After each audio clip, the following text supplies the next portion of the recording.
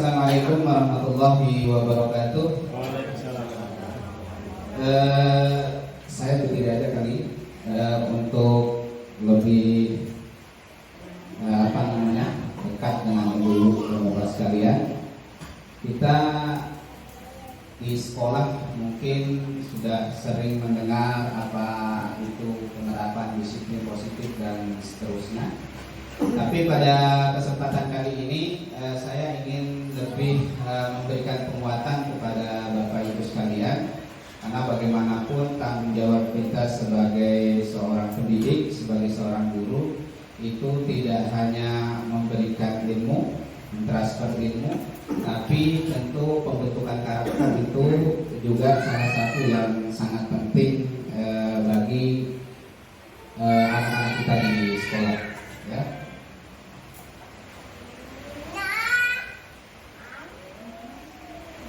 Nah, kemudian kalau setiap di awal pembelajaran Bapak Ibu silakan selalu bikin anak-anak itu enjoy dulu, tanya dulu apa kabar anak-anak. Kalau kemarin kami ada pengimbasan itu, begitu pasiennya masuk kita suruh senyum dulu, senyum dilihatnya satu-satu, silakan senyum dulu. Artinya supaya anak-anak itu mau menerima pelajaran itu enjoy.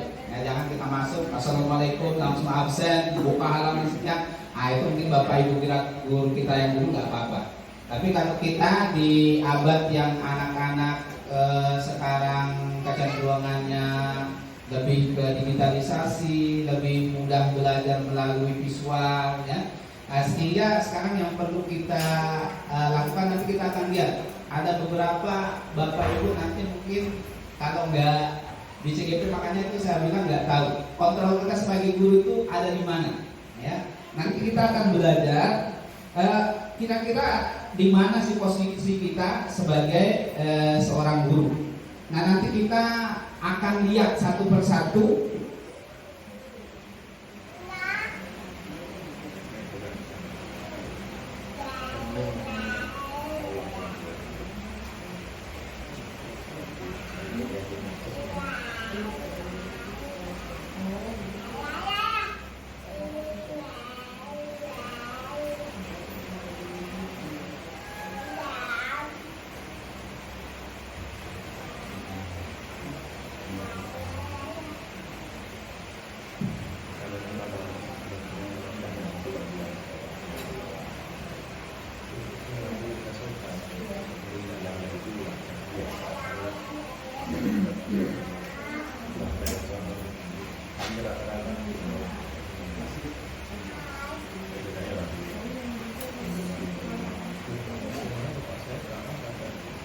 Nah, mungkin Bapak Ibu sering mendengar apa itu disiplin, ya. Kita biasanya kalau mendengar disiplin itu bagaimana ketika anak-anak itu taat sama aturan. Yang berbicara dengan disiplin itu nanti kalau tidak disiplin dihukum. Nah, itu mungkin yang sering kita pelajari, atau mungkin di dalam benak kita kalau masuk ke sekolah itu setidaknya harus memiliki satu yang sifatnya paten gitu, ya.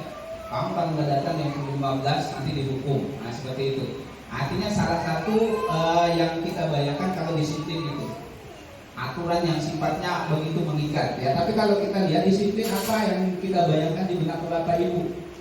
Apa yang terlintas? Kebanyakan akan menghubungkan kata disiplin dengan kata tertib.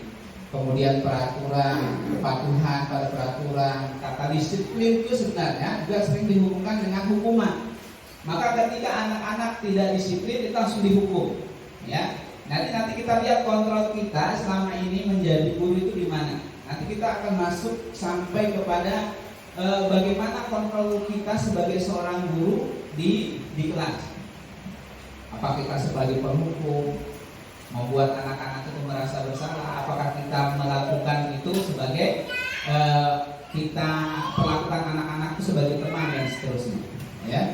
Nah, sehingga karena belajar tentang disiplin positif tidak harus dengan memberi hukuman, justru ini adalah salah satu alternatif terakhir dan bila perlu tidak digunakan sama sekali.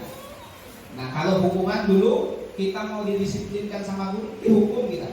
Tapi kan nanti apakah memang dengan menghukum anak itu serta-merta membuat anak itu langsung disiplin? Iya. tapi mungkin hanya beberapa saat. Nah, kita bandingkan nanti dengan makanya kan sekarang mungkin di kelas Bapak Ibu yang ada guru penggerak, yang sekolah penggerak itu biasanya di papan di dinding itu ditulis kesepakatan kelas A, kesepakatan mapel B, kesepakatan kelas ini. Nah, dari kesepakatan itu kemudian nanti dibuat keyakinan kelas. Nah, itu adalah makanya kalau ketika kita mengajar anak-anak ribut itu nggak usah teriak tuh. Turun lihat, coba tengok ke kanan, tengok ke kanan, coba dibaca kesepakatan kelas kita. Jadi langsung memang ketika ditanyakan tentang keyakinan kelas dan kesepakatan kelas, anak-anak itu langsung sadar. Karena memang di awal ketika kita membuat kesepakatan kelas itu, kalau saya biasanya saya kasih post-it satu-satu. Kalau 32 anak saya kasih post-it satu-satu. Silakan, supaya kita belajar agama ini enjoy, senang, menyenangkan. Tulis kira-kira bagaimana kelas idaman yang kalian inginkan supaya Bapak dan kalian belajar enak. Tulis. Setelah ditulis, saya suruh tempel Bapak tulis. Tempel 32 begitu. Saya suruh maju ketua kelasnya. Silakan ketua kelas sama sekretaris maju. Coba pilih dari keyakinan kelas yang 32 yang sudah ditempelkan rekan-rekan kalian itu untuk kita pilah. Kalau yang sama nggak usah ditulis lagi, tadi dipilah. Jadi itu beraneka ragam. Boleh makan di kelas, ditampung aja dulu. Yang berbeda ditulis dulu. Boleh minum di kelas. Ada yang minta, Pak, kalau setiap belajar itu ada streaking. Pak, kalau di kelas nanti kita main game. Makanya saya berusaha sekarang saya penuhi permintaan mereka. Saya siapkan setiap saya masuk itu saya harus membuat game, ya. Jadi tapi tidak semua kelas kesepakatan kelasnya begitu. Jadi saya pastikan mana kelas-kelas yang kemarin kesepakatan kelasnya. Jadi kalau ada sedikit mau nggak mau saya harus cari juga di YouTube bagaimana supaya sedikit itu ada di kelas. Karena itu tadi kita melayani anak 32 itu kalau dulu kan kita sama ratakan. Silakan sekarang kalian menghafal semua. Ada yang mungkin kekuatan hafalannya itu luar biasa, mungkin cepat.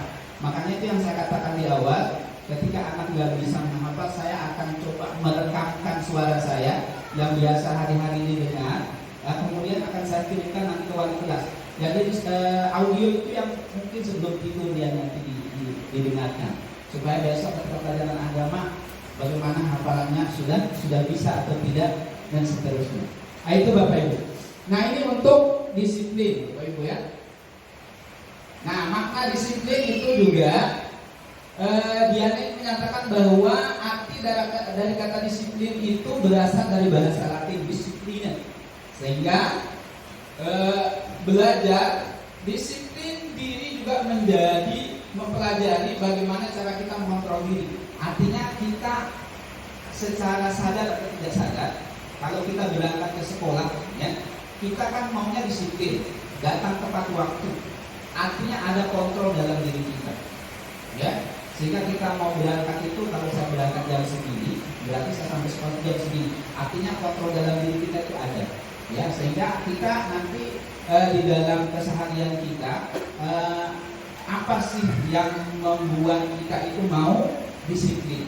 Apakah karena ingin nanti mendapatkan penghargaan dari kepala sekolah, atau ingin merasa nggak bersalah karena terlambat, karena dilihat anak-anak aja datangnya duluan masa gurunya belakangan seperti itu, atau mungkin itu ada dalam diri kita supaya kita menjadi teladan bagi anak-anak, atau rasa tanggung jawab dalam diri kita. Ini yang diinginkan, bagaimana sebenarnya kita berdisiplin itu ada kontrol, self kontrol dalam diri kita. Nah, kemudian Bapak Ibu, dari tindakan yang mengacu pada nilai-nilai yang kita hargai agar tercapai tujuan mulia yang kita inginkan. Dengan kata lain, seorang yang memiliki disiplin diri berarti mereka bisa bertanggung jawab apa yang dilakukannya karena mereka mendasarkan tindakan mereka pada nilai-nilai kebaikan universal. Nilai-nilai kebaikan universal yang ada di di kurikulum berbeda kan ada, ya. Nah, kita lihat ada banyak ya nilai-nilai kebaikan universal itu sendiri. Lanjut, karena ini ada 50 slide Bapak Ibu, biar agak cepat. Nah, kemudian tujuan, apa sih tujuan disiplin positif itu? Yang kita inginkan menanamkan motivasi kepada murid-murid kita, yaitu untuk menjadi orang yang mereka inginkan dan menghargai diri sendiri dengan nilai-nilai yang mereka percaya. Jadi kalau kita tanamkan kepada anak, apa sih yang kalian inginkan ketika berangkat sekolah itu tepat waktu? Jadi itu pertanyaannya. Saya takut dihukum, Pak. Kalau di SMP saya takut dihukum, Mem. Kalau dia sama ibu gurunya. Atau saya ingin berangkat ke sekolah itu tepat waktu supaya saya bertanggung jawab. Ya. Artinya itu. Ketika murid-murid kita memiliki motivasi tersebut, mereka telah memiliki motivasi intrinsik, artinya dalam dirinya yang berdampak jangka panjang. Jadi kalau hukuman itu kan sifatnya ekstrinsik dari luar dirinya. Itu yang menekan dia, kemudian dia menjadi disiplin. Maka ketika anak dihukum pusat, dihukum suruh berlari keliling lapangan, itu ada tekanan dari luar. Mungkin dalam jangka waktu tertentu bisa disiplin, tapi itu tidak datang dari intrinsik dalam dirinya. Tapi kalau itu datang dari dirinya karena dia memang sadar mau melakukan karena kemauannya sendiri, maka itulah yang kita inginkan untuk mendisiplinkan anak, bukan yang datang dari luar dirinya. Ya. Mereka akan tetap berperilaku baik dan berdasarkan nilai-nilai kebajikan karena mereka ingin menjadi orang yang menjunjung tinggi nilai-nilai yang mereka hargai atau mencapai suatu tujuan mulia. Dan memang di CGP ini selalu ditekankan satu yang diharapkan dari Bapak Ibu yang mungkin nanti berkesempatan ikut pendidikan calon guru pemberkat itu adalah bagaimana ditanamkan itu kita harus mulai dari diri. Makanya kurikulum Merdeka itu ada singkatannya Bapak Ibu, bukan sekedar. M itu mulai dari diri, ya.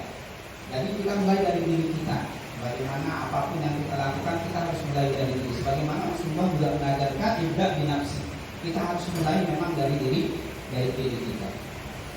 Kemudian E-nya nanti evaluasi pemahaman, ya. Kemudian M, sampai nanti kurikulum ini menjadi suatu yang kalau di awal itu memang pendidikan CGP ini dimulai bagaimana Ki Hajar Dewantara itu memunculkan satu ide, ya, gagasan yang luar biasa tentang pendidikan itu sendiri. Ya, anak itu kan harus dibimbing sesuai dengan kodratnya, sesuai dengan keadaan zamannya. Makanya kalau sebenarnya ini nilai-nilai Islam yang ada di modul ini luar biasa. Anak itu kan mulai diajar dari 0 sampai berapa kan dalam Islam itu ada. Sehingga anak kalau kita ajarkan sekarang dengan apa yang kita dapatkan di tahun 80, 70, 90-an, ya, enggak sesuai dengan zaman anak sekarang. Kalau kita tiap hari cekokin, ya kita jelaskan seperti itu, maka anak-anak itu lama-lama akan merasa bosan. Maka apa kodrat alam anak saat ini? Kodrat zamannya seperti apa? Oh, anak-anak itu sukanya memang dengan teknologi, maka kita harus mengajarkan dia. Jadi bacaan-bacaan sholat, walaupun sebenarnya toh harus kita suruh dia menghafal, tapi kita fasilitasi bagaimana supaya anak-anak itu juga ketika menghafal itu enjoy. Ketika anak-anak itu menghafal itu cepat. Jadi ada metode-metode yang harus kita jalankan supaya anak-anak ini bisa mengikuti apa yang kita inginkan. Dan bukan yang kita inginkan saja, tapi bagaimana apa yang dia butuhkan. Nah, kita lihat nilai-nilai kebajikan. Bapak Ibu di sini banyak sekali nilai-nilai kebajikan, ya. Itu ada peduli, keterus-terangan, keberhasilan, komitmen. Ini adalah semua kata-kata kalau kita setiap hari sampaikan kepada anak-anak, itu yang akan membuat di dalam otaknya itu selalu terpatri, ya. Makanya kalau di dinding kelas SMP 5 itu banyak kata-kata ajaib itu yang ditempel itu banyak itu.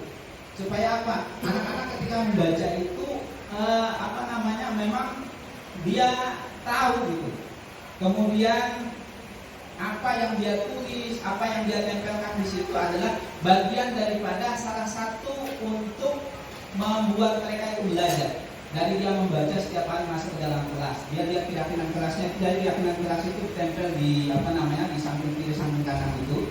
Jadi ketika guru sudah tidak bisa mengendalikan anak mungkin di kelas itu, tidak disuruh tengok ke samping kiri kanan.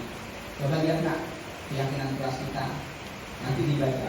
Maka anak-anak itu itu tidak perlu lagi teriak-teriak. Saya sekarang di kelas itu juga jarang teriak, ya. Kalau dulu guru datang itu, ya. Tapi sekarang ya saya lihat di kelas Pak Safi kemarin di 93 Pak Safi, ya, itu keyakinan kelas itu sudah ada, ya.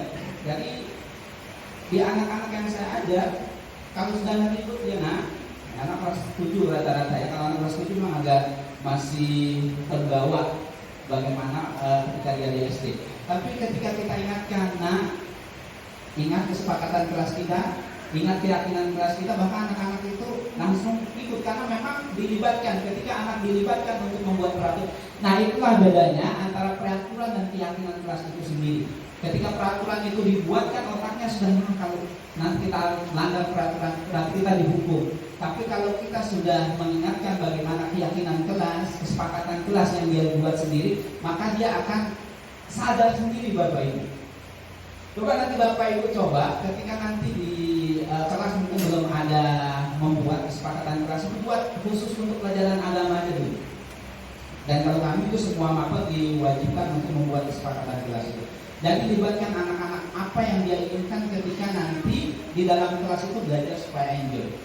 Dan anak-anak itu luar biasa, saya rasakan sekali itu. Ketika anak ribut, kita ingatkan keyakinan kelasnya itu, tidak perlu mengeluarkan urat leher untuk teriak menegur dia, untuk dia.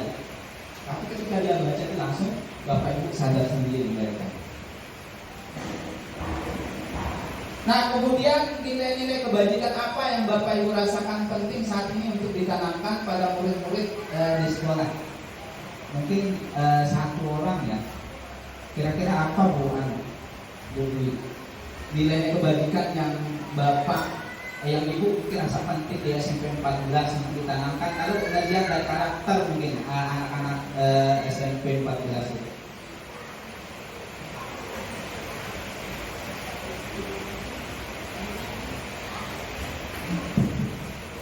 Kalau di SMP 14 itu Pak, anak-anak masih kurang sadar tentang buang sampah gimana. Jadi kalau mereka makan snack atau apa itu, di mana mereka duduk, di situ mereka buang. Karena ada tempat duduk kayak ban kita buat itu, di dalam ban itu banyak itu sampah. Betul. Jadi apa itu? Kira-kira apa? Peduli, ya, peduli itu.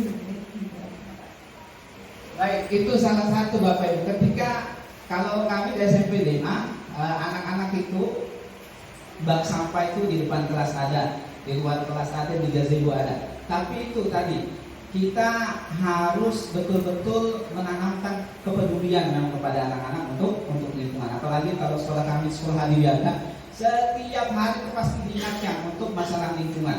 Ya, jadi yang pertama kita tanamkan dalam diri anak itu rasa peduli. Jadi kalau memang di sekolah kita ada hal-hal, anak di tempat saya Pak kalau suku masjid itu susah. Nah, bagaimana? Artinya apa? Yang harus kita tanamkan kepada anak-anak supaya dia ke masjid itu mudah. Ya, kalau kami di SMP 5 itu aja tadi. Kalau sudah guru-guru keluar, biasanya pas KPI menghalu-halu, ayo yang muslim silakan langsung menuju ke masjid untuk melaksanakan sholat zuhur. Maka dalam waktu cepat itu anak-anak biasanya, karena kami habis sholat itu langsung masuk pembelajaran. Jadi kami kira-kira 25 menit di masjid langsung keluar, ya, untuk masuk kembali ke sekolah. Nah, ini tadi harus kita tanamkan. Kalau begitu tadi anak-anak harus tanamkan kepedulian.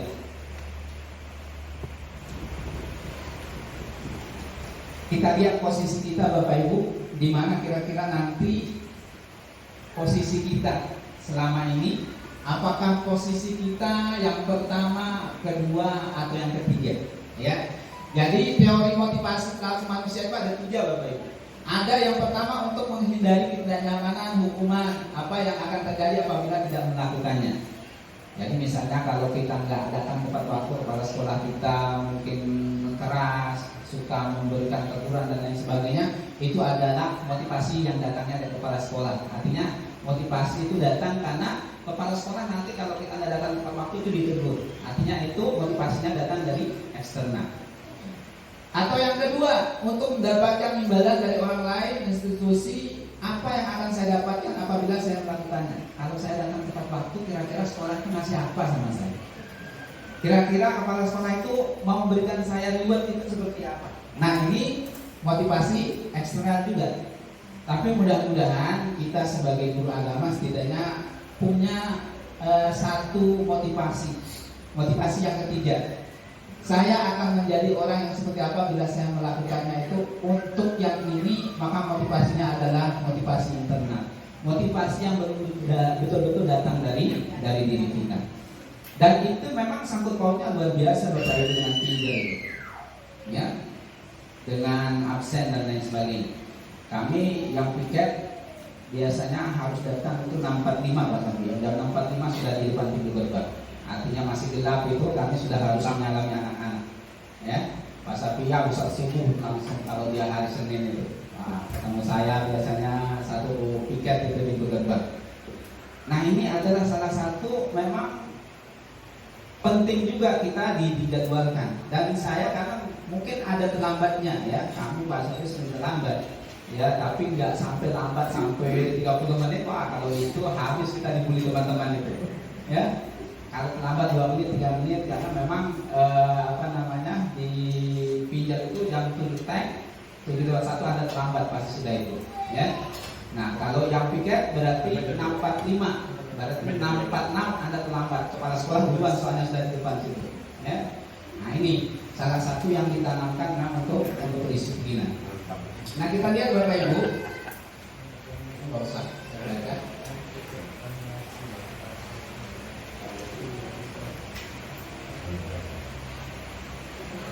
nah ini yang saya katakan di awal tadi Bapak Ibu. Apakah hukuman dapat mendisiplinkan anak? Bapak Ibu setuju atau enggak? Setuju atau enggak? Kalau Bapak Ibu belum pelajari modulnya pasti setuju itu. Tapi kalau saya yang sudah mempelajari modulnya saya tidak setuju. Karena yang saya katakan di awal, hukuman itu mungkin akan membuat anak disiplin hanya ketika dia dihukum. Ketika nanti sudah nggak hukum lagi, balik lagi, ya. Jadi nanti ada konsekuensi, artinya di salah satu modul CGP itu ada namanya segitiga restitusi. Itu cara pendekatan paling mudah untuk kita mengenali anak dan membuat anak itu tidak merasa bersalah, membuat anak itu merasa nyaman untuk kembali kepada teman-temannya ketika dia melakukan kesalahan. Ketika dia terlambat, nggak usah langsung dicat, kamu nih dasar tiap hari sudah terlambat, sepatu belang-belang. Nah, kalau sudah dicat seperti itu di depan kelas, di depan pintu gerbang, anak-anak langsung down. Yang dari rumah mau belajar dengan semangat sampai di depan pintu gerbang sudah dimaki-maki. Nah, nanti ada namanya segitiga restitusi untuk bagaimana anak-anak itu kita kita dampingi, kita tanyakan, ya. Pemberian hukuman dengan hal positif seperti membaca atau membersihkan halaman sekolah dapat meningkatkan disiplin anak. Setuju nggak kira-kira Bapak Ibu?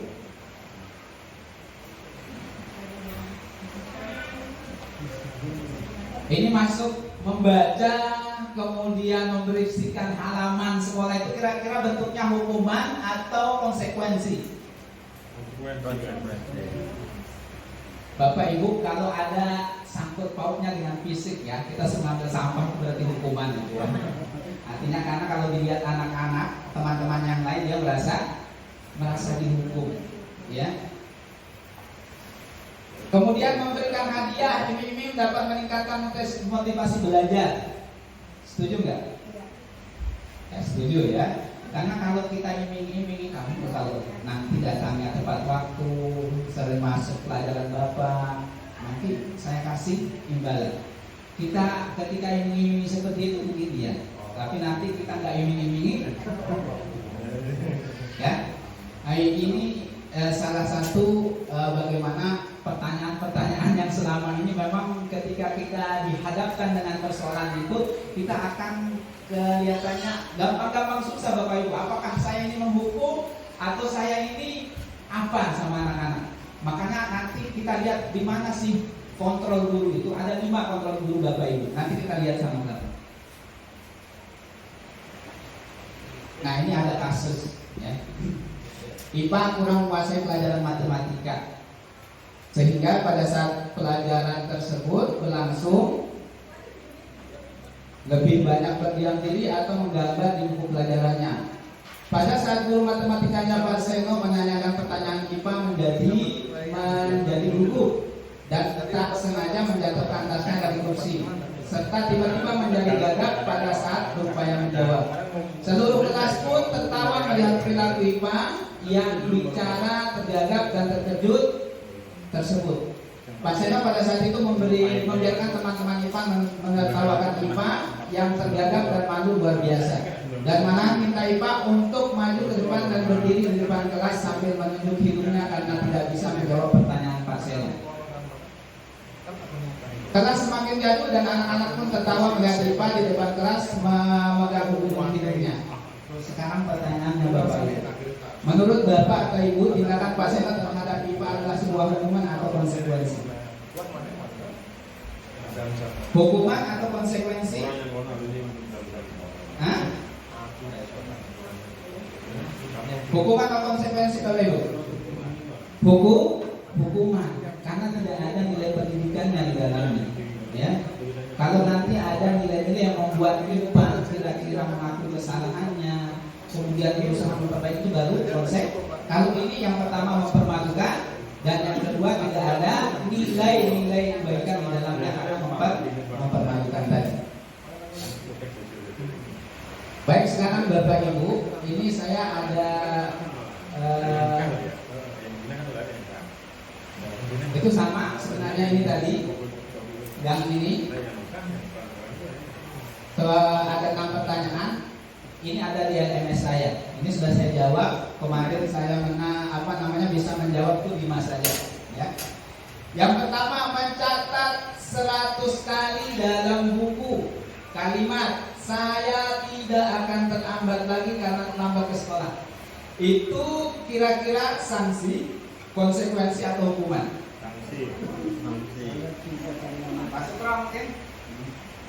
Sanksi karena fisiknya itu. Ini kira-kira sanksi atau hukuman? Abu Iman jadi jawab.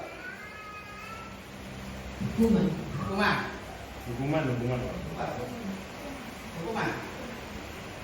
Coba kita lihat Bapak Ibu. Ini kira-kira mencatat itu masuk kategori konsekuensi atau hukuman? 100 kali Bapak Ibu. Hukuman ya? Sanksi. Salah. Ya. Jawabannya konsekuensi. Lari keliling lapangan basket 2 kali karena terlambat hadir di sekolah. Hukum. Nah, saya tanya lagi, yang pertama tadi kenapa dia sanksi atau konsekuensi? Yang pertama tadi mencatat 100 kali itu kok nggak hukuman, kok konsekuensi? Yang dicatat ada nilai pendidikannya, ya. Yang ini apa kira-kira? Ya, hukuman. Karena kalau yang sangkut pautnya dengan fisik, Bapak Ibu, yang push up, lari, manjat, nempeleng, itu hukuman namanya. Ya. Ya, Bu. Baik, Bapak Ibu, membersihkan coretan yang dibuatnya di meja tulis. Sanksi atau hukuman? Nah, ini sanksi. Ya, karena ada nilainya. Kalau dia dihukum berarti bukan karena perbuatannya tadi, supaya ada nilainya karena kamu yang berbuat, maka konsekuensinya tanggung sendiri. Artinya disuruh membersihkan. Murid diminta untuk push up 15 kali. Nah, ini hukuman. Jangan dilakukan lagi Bapak Ibu. Datang terlambat dari sekolah, Pak, kemarin saya sebelum guru penggerak begitu Bapak Ibu. Begitu saya banyak pelajaran yang waktu itu banyak salahnya saya jadi guru. Ya, jadi sekarang begitu dia terlambat saya tanya aja, dari mana nak? Dari kantin. Saya tanya lagi, kenapa kok nggak dari tadi istirahat di kantin? Kok sudah lambat 10 menit baru masuk? Pak, antri Pak. Ya, jadi saya saat ini sudah berusaha cepat, tapi sampai sini tetap terlambat ya, karena dilayani agak lambat. Jadi kalau kita langsung marah kan kita nggak tahu persoalannya, langsung marah aja. Ya, jadi kalau kita tanyakan dulu, makanya itu segitiga itu luar biasa. Kita harus tanyakan kenapa. Kemudian kira-kira kalau kamu melakukan itu benar atau enggak, situasinya seperti apa. Baru kita disuruh menuntut anak, bukan menuntut, ya. Jadi dalam CGP itu arahnya itu menuntut. Kalau dulu kita sama guru-guru dituntut, ya. Kalau sekarang dibalik, harus menuntun anak. Kalau dulu dituntut, sekarang kita dituntut, ya. Kalau guru penggerak itu Pak. Makanya ini saya imbaskan supaya Pak Roni nanti nggak menghukum anak. Dengan guru nggak boleh menghukum. Baik, menggantikan kertas tugas teman yang telah dicoret-coret, sanksi atau hukuman? Bapak ini cocok jadi guru penggerak sebenarnya. Hanya sekedar cocok. Berjemur di lapangan basket jam 12 siang karena ngobrol dengan teman.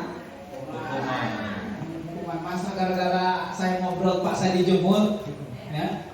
Artinya ini hukuman yang mungkin membuat anak itu ada rasa dendam sama guru, ya. Masa hal-hal sepele itu saya langsung dijemur. Kalau dulu kita kan mungkin rasa kawan ruangan kita sama guru, ini apa-apa tuh dulu disuruh jam 12 siang angkat kaki kan. Tapi kan anak-anak itu harus kita didik sekarang sesuai dengan zamannya. Biarlah zaman kita yang dulu seperti itu, tapi tidak harus kita membuat anak-anak juga seperti itu pada saat ini. Murid diminta bertelanjang kaki sepanjang hari karena tidak menggunakan sepatu warna hitam sesuai peraturan sekolah. Hukuman atau?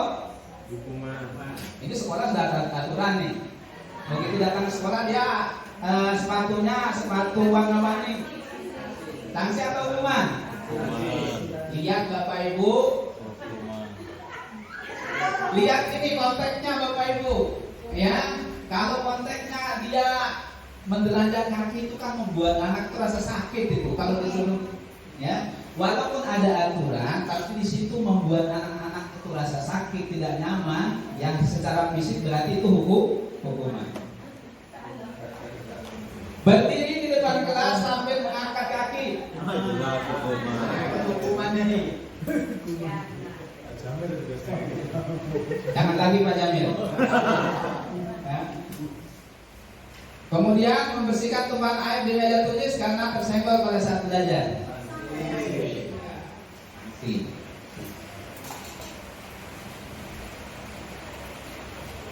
Kehilangan 10 menit jam istirahat untuk mengerjakan tugas karena terlambat datang dan tertinggal pelajaran selama 10 menit. Nah ini ada anak datang nih, kita sudah belajar 10 menit. Nah nanti di akhir kita kasih tahu, karena kamu terlambat datang dan sudah ketinggalan 10 menit belajar, tawarkan itu. Kamu kehilangan waktu istirahat 10 menit, berarti waktu istirahat kamu tinggal 5 menit saja. Kira-kira ini hukuman atau konsekuensi? Jadi kita apa kira-kira yang kita inginkan dari anak? Tanggung jawab. Jadi datang tepat waktu, tanggung jawab. Artinya kalau baiklah Pak, karena saya terlambat, saya ambil tanggung jawab. Waktu istirahat saya dikurangi 10 menit. Ketika nanti 10 menit lahir atau 5 menit saya akan istirahat. Duduk di bangku di pinggir lapangan pada jam istirahat. Tidak diizinkan bermain oleh guru piket karena mencari teman saat bermain di lapangan. Sanksi atau hukuman?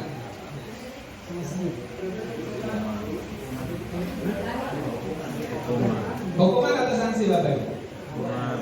Saya termasuk yang salah soalnya kemarin di sini. Kalau dilihat dari konteks dari konteks pertanyaannya seperti hukuman. Tapi sebenarnya sanksi, ya. Artinya ya Pak, karena saya nggak sengaja dari teman saya disanksi lah, dan duduk di lapangan saja supaya tidak ikut pada saat itu. Tapi kalau dia dihukum kan bukan hanya duduk di situ, artinya dia betul-betul diberikan hukuman. Terus terlambat hadir di pembelajaran 15 menit dan diminta untuk tinggal 15 menit sesudah kelas selesai untuk membahas ketinggalan pelajaran. Itu sampai sama. 3 lagi Bapak Ibu. Lari mengelilingi lapangan karena lambat 10 menit untuk pelajaran PJOK. Hukuman atau sanksi? PJOK, lihat konteksnya Bapak Ibu. Kalau agama ya itu hukuman. Tapi karena itu PJOK, maka lihat konteksnya, ya.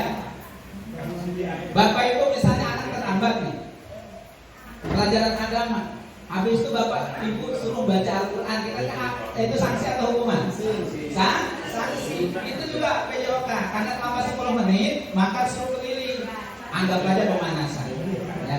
Jadi kalau konteks yang pelajaran agama itu suruh lari lapangan berarti hukuman. Baik, membersihkan WC sekolah karena mematahkan pensil kawan. Hukuman. Jadi ingat Bapak Ibu, anak sekolah itu betul-betul memang untuk ilmu. Artinya hal-hal yang di luar dari kerjaannya boleh kita minta tolong, tapi bukan untuk memberikan dia pekerjaan itu. Ya, apa maksudnya? Sudah terlambat. Nah, ini hukuman Bapak Ibu.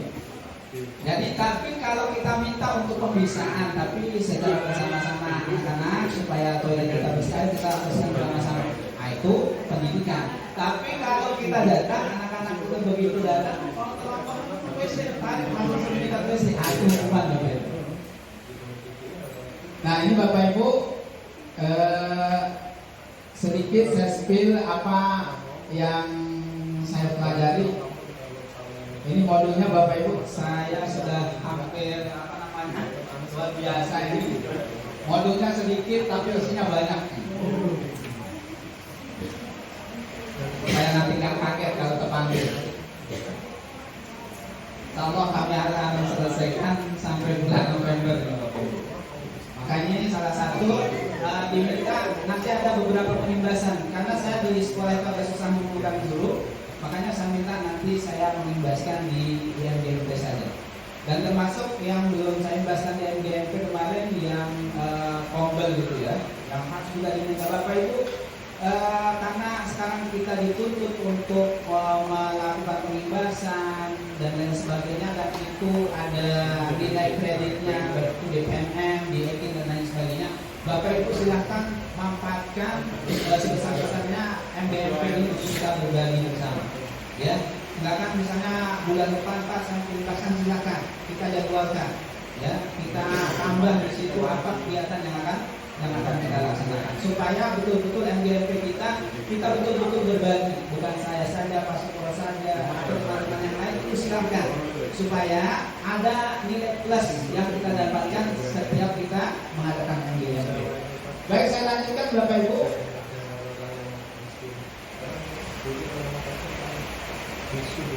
Ini baru 16 slide Bapak Ibu. Nah, ini saya agak lebih cepat. Contoh pengakuan apresiasi tentang kebajikan Bapak Ibu ya. Yang pertama itu pembukanya, misalnya ada kata kemarin saya perhatikan. Artinya kalau perhatikan itu kan melihat dengan jeli ya, perhatikan apa rasa empati besar sekali. Ini nilai kebajikannya. Situasinya bagaimana pada saat menolong murid baru di kelas kita. Nah, ini nilai-nilai kebajikan yang bisa kita ungkapkan melalui kata-kata ya. Saya menghargai kepedulianmu pada saat kamu membantu teman-temanmu di tugas kelompok. Nah, ini kita munculkan. Terima kasih ya. Terima kasih untuk rasa tanggung jawabmu pada saat kamu memungut kata-kata yang berserakan di lantai. Jadi anak kalau diberikan apresiasi, diberikan santunan itu luar biasa dampaknya kepada anak-anak. Ini salah satu contoh pengakuan apresiasi kebajikan yang dilakukan oleh SMP 5. Alhamdulillah, selamat kepada Ananda Syakila sebagai salah satu siswi di SMP Negeri 5 PPU atas pencapaiannya memperoleh penghargaan medali emas juara 1 kejuaraan taekwondo di tingkat provinsi dan tingkat nasional. Ya, ini salah satu bentuk apresiasinya. Dan juga tim Polibar Putra meraih juara 1 tingkat kabupaten pada ajang lomba MBNP PJOK SMP se-Kabupaten Bogor. Ini kalau kita berikan kepada anak-anak ketika dilihat temannya itu kan menjadi sebuah hal yang luar biasa bagi mereka. Kemudian kita juga bisa apresiasi bakat dan minat mereka, Bapak Ibu. Jadi anak-anak kalau minat dan bakatnya ya dalam suatu bidang, maka berikan apresiasi. Yang baik itu berupa mungkin juga kasih reward, ya, pengakuan. Biasanya kalau di SMP 5 di hari Senin itu anak-anak yang sudah mendapatkan penghargaan itu langsung disuruh berdiri, teman-temannya dikasih tepuk tangan itu selama 1 menit. Luar biasa itu anak-anak kalau dikasih seperti itu. Dan memang tepuk tangan itu kalau coba lihat Kim Jong Un itu, begitu dia masuk itu seluruh pejabatnya itu harus tepuk tangan. Dan memang kekuatan tepuk tangan itu luar biasa, Bapak Ibu. Itu untuk membangkit gairah semangat, ya. Gitu ya.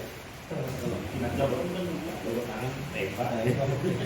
Baik, kemudian kita lanjut yang kedua, Bapak Ibu, restitusi, ya. Restitusi adalah proses menciptakan kondisi bagi murid untuk memperbaiki kesalahan mereka sehingga mereka bisa kembali pada kelompok mereka. Jadi restitusi itu luar biasa, Bapak Ibu. Kami sudah praktekkan kemarin. Jadi di LMS sebelumnya kami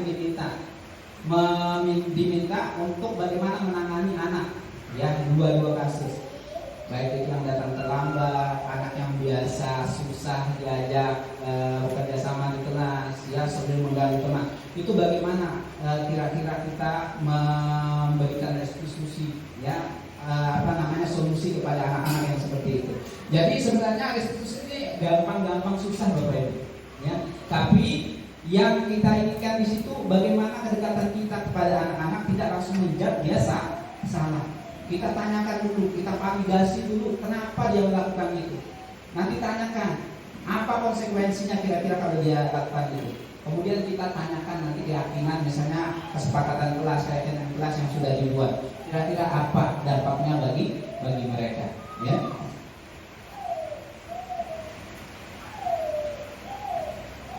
Lanjut aja, Bapak Ibu. Nah, kemudian tujuannya adalah untuk menjadi orang yang menghargai nilai-nilai kebajikan yang mereka percayai. Sebelumnya kita telah belajar tentang teori kontrol bahwa pada dasarnya kita memiliki motivasi intrinsik. Jadi anak-anak itu ada motivasinya tadi ada dua, ya, ada motivasi intrinsiknya yang datang dari dalam dirinya, ada motivasi itu ekstrinsik dari luar dirinya. Kamu kalau rajin belajar nanti ada ikut daripada dulu. Nah, itu yang datang dari luar. Tapi bagaimana membangkitkan semangat anak-anak itu yang tujuan kita adalah anak-anak itu menyadari, itu sadar dari dalam dirinya supaya melakukan nilai-nilai kebajikan itu sendiri, Bapak Ibu.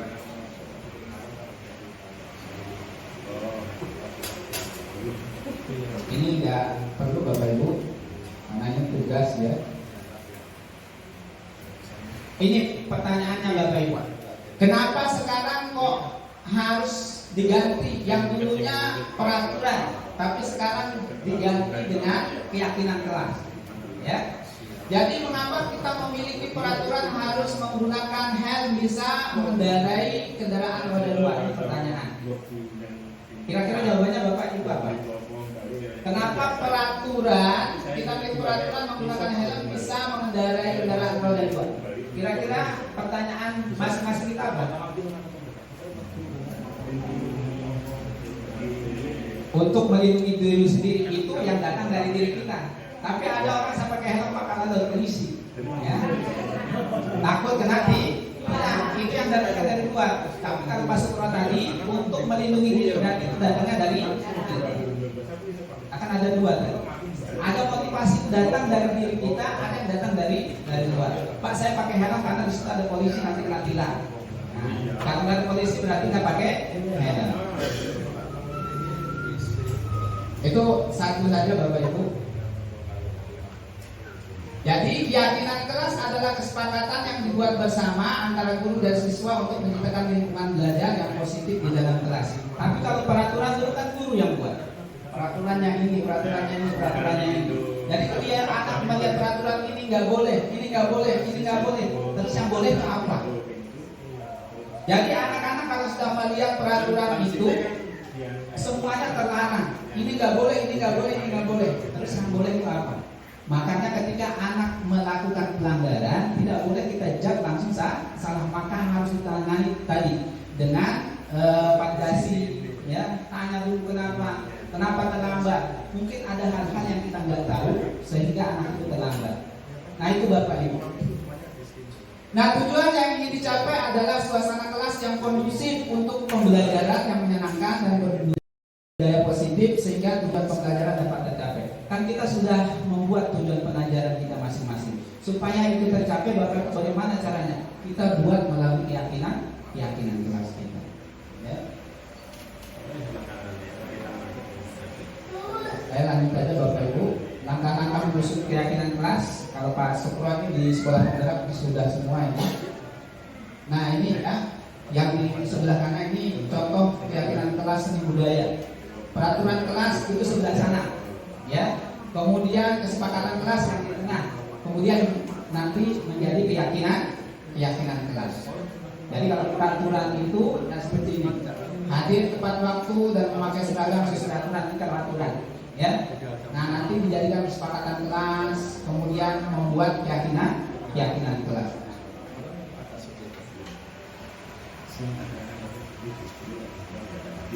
Kalau lagi Bapak Ibu, kita masuk kepada kebutuhan dasar manusia, kebutuhan untuk bertahan hidup. Nah ini kita tahu semua ya, kasih sayang, kebebasan, kesenangan, penguasaan dan seterusnya.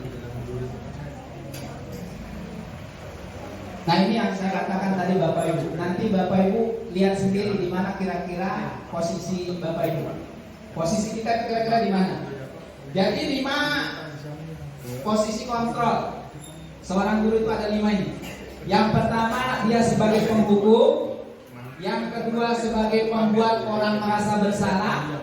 Yang ketiga dia perlakukan murid-muridnya sebagai teman, atau sebagai pemantau, atau sebagai manajer. Nah, kita lihat nanti di sini motivasinya apa, ya. Kalau misalnya sebagai penghukum, lihat apa yang dilakukan guru, menghakimi, menunjuk-nunjuk, menyakiti, menyindir. Berarti ini Bapak Ibu guru posisinya pada penghukum. Tunjuk hidung, angkat kaki. Ini penghukum ini, ya. Push up. Kemudian posisi guru yang membuat anak merasa bersalah, berceramah, masuk ke ruangan Bapak, diceramain 1 jam, pokoknya anak itu salah terus, ya. Ini mengatakan seharusnya kamu tuh begini, jangan begitu. Ini membuat anak merasa bersalah. Nah kalau ini memperlakukan anak-anak sebagai teman, mengharapkan imbalan atau ketergantungan pada orang lain, membuatkan alasan-alasan untuk muridnya. Anaknya sering terlambat. Nah, semua orang pernah melakukan kesalahan di sana. Semua orang mungkin pernah terlambat, ya.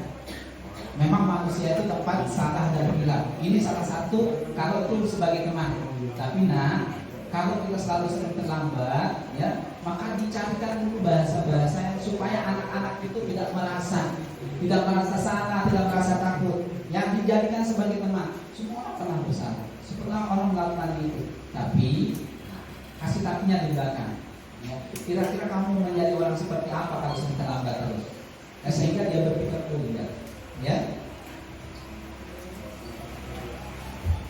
Kemudian ada guru itu yang posisinya sebagai pemantau, seperti pemantau pemilu itu. Pokoknya kerjaannya menghitung atau mengukur, dibanding-bandingkan. Kamu sama si A sama si ini pemantau ini, ya. Maka anak-anak itu kan tidak boleh kita banding-bandingkan. Apa? Anak itu memiliki keunikannya masing-masing. Tidak semua anak itu di kelas kita itu sama, ya. Dalam pelajaran saya ada yang menyukai matik, ada yang menyukai agama, ada yang menyukai bahasa Indonesia. Begitu juga ketika ditanyakan kamu nanti mau ikut ekskul apa, ada yang pilih IPA, matematika, ada yang pilih bahasa, ada yang pilih adat. Kan anak-anak itu memang sesuai dengan apa yang memang paling dia sukai, itu yang akan dia pilih. Nah kemudian ada posisi guru itu sebagai manajer. Apa kerjaannya? Mengajukan pertanyaan-pertanyaan. Nah ini kalau manajer seperti itu. Ini sudah selesai belum? Ini kapan dikerjakan? Nah ini kalau guru seperti itu selalu bertanya kepada kamu kenapa terlambat? Jam berapa kamu tidur? Kok bisa begini setiap hari? Nah ini manajer itu. Ya, yang anak-anak itu ketika harus menjawab itu dengan berbagai macam alasan walaupun dia berbohong. Ya, maka setidaknya bagaimana kita Bapak Ibu ada di sini. Ya, kita menjadikan anak-anak itu sebagai kawan. Saya kalau biasa menjelaskan gitu, saya pijit bagaimana ya. Nah ini anak-anak itu, oh yang lain-lainnya senang Pak, saya lagi Pak. Padahal itu salah satu supaya anak-anak itu tidak terlalu tegang. Ya kita biasakan seperti itu Bapak Ibu. Nah kita sebagai teman ya. Tapi itu ada satu lagi yang bagus juga. Ketika nanti kita terlalu menjadikan murid itu teman, nanti apa yang kita katakan itu terkadang membuat dia cuek aja gitu. Tapi jangan terlalu terlalu dekat juga. Ya, artinya sebatas bagaimana di dalam pembelajaran itu bisa enjoy. Nah ini sedikit garis konklusi aja Bapak Ibu.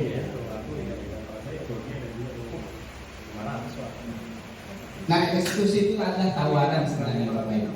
Jadi kalau kita mengeksekusi anak itu ada tawaran. Kira-kira kalau melakukan kesalahan ada tawaran nggak yang lebih baik untuk dia kerjakan? Ya. Makanya di dalam segitiga restitusi itu kita diajarkan misalnya bagaimana tanya itu akan masalahnya seperti apa. Ya divalidasi dulu. Kamu ini sering ganggu teman itu motivasinya apa sih? Ya. Kamu kalau di kelas itu selalu pokoknya bikin ribut. Nah itu dipanggil secara individu Bapak. Ditanyakan dulu. Nah kira-kira nanti kalau sudah panjang lebar kita dari tanyakan. Kira-kira apa yang Bapak Ibu bisa bantu kamu supaya nggak seperti itu? Akan seperti itu, ya. Kamu ini, itu saya pernah coba bahasa anak-anak yang selalu datang terlambat itu, selalu pokoknya setiap sore itu masbuk terus Pak. Saya tanya, iya, masbuk terus. Saya panggil, kok hari-hari kamu sekolah masbuk kenapa sih Pak? Pak, tadi itu ngantri. Padahal saya tahu itu waktu wudhu itu sudah selesai anaknya, tapi dari saya memang anaknya seperti selalu masbuk. Begitu habis saya panggil besoknya Pak, alhamdulillah nggak masuk lagi, besoknya nggak masuk lagi. Artinya itu dari pendekatan itu Bapak Ibu memang harus benar-benar kita coba. Kalau sebelum kita coba biasanya nggak percaya kita dengan hasilnya. Ya.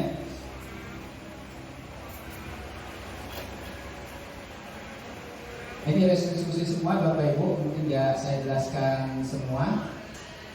Terima kasih, salam guru penggerak. Mudah-mudahan alhamdulillah kurang lebih 40 menit saya menyampaikan ini. Mudah-mudahan Bapak Ibu ke depan saya harapkan ada lagi teman-teman yang mengimbaskan praktek baiknya untuk kita belajar bersama-sama. Mudahan ketika nanti apa yang kita dapatkan di MGMP dari sekolah A, sekolah B itu bisa kita terapkan di sekolah kita masing-masing. Apa yang mungkin kita terima dari Pak Supro, dari teman-teman yang lain tentang sekolahnya, itu bisa kita terapkan di sekolah kita. Karena apapun Bapak Ibu, tanggung jawab kita sebagai guru agama juga luar biasa, ya. Khususnya bagaimana membimbing anak-anak. Saya itu satu aja.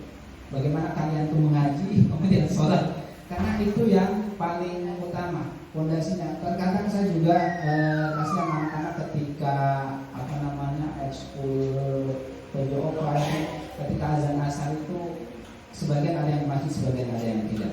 Nah ini untuk menimbulkan bagaimana anak kesadaran sholat itu adalah sebuah kebutuhan, ya, bukan hanya bagaimana dia mengumpulkan kewajibannya, tapi itu yang perlu kita tanamkan. Sampai sekarang saya juga agak susah gitu, ya.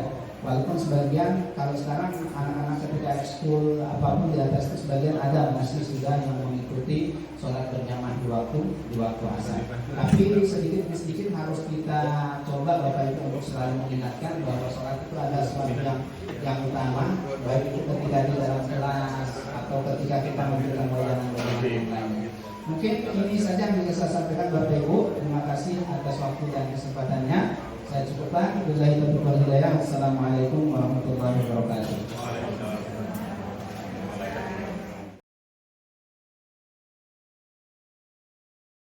Assalamualaikum warahmatullahi wabarakatuh. Nama saya Zaki Diaw Rahman, berasal dari kelas 94. Setelah saya berdiskusi dengan Pak Fauzi, saya sadar tindakan saya salah dan mungkin menyakiti teman saya. Saya akan minta maaf kepada Aida dan mencoba berhenti melakukan itu. Kalau ada masalah, daripada menyakiti mereka, saya siap untuk berubah dan menciptakan lingkungan yang lebih baik di sekolah. Terima kasih Pak Fauzi sudah membantu saya melihat masalah ini dengan lebih baik.